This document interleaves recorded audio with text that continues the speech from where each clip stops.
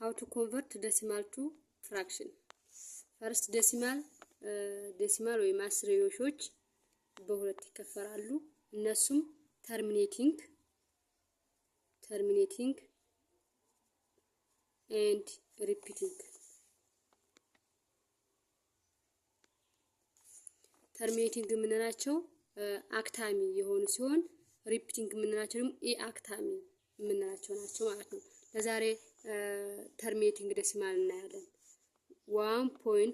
convert 1.02 to fraction this is terminating decimal ወይም አክታሚ አስርዮሽ ቁጥር ነው ይሄን ወደ ፍራክሽን ለመቀየር በምን እናባዛዋለን to convert decimal to fraction ወይም terminating decimal to fraction multiply 10 the power of k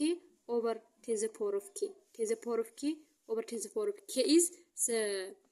digits after decimal point እንግዲህ k የምትወክለው ከዴሲማል ፖይንት በኋላ ያሉትን የዲጂት ብዛት ነው ስለዚህ 10 the power of k over 10 the power of k ማለት 1 ነው ማንኛውም ቁጥር በአንድ ሲባዛ ደግሞ ራሱ ቁጥር ስለሆነ 1.02 ታይምስ ዲጂቱ የዚህ ከዜሮ ከነጥብ በኋላ ያለው የዲጂት ብዛት 1 2 ብዛት ስንት ነው 2 ነው ስለዚህ 10 the power of 2 over 10 the power of 2 የማን ዋጋ ናት የኬ ዋጋ ናት ማለት ነው 1.02 times 10 the power of 2 means 100 over 100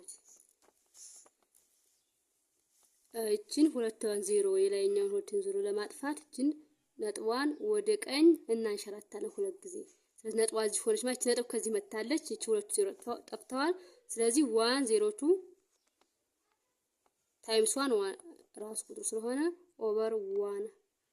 100 ጨርሰናል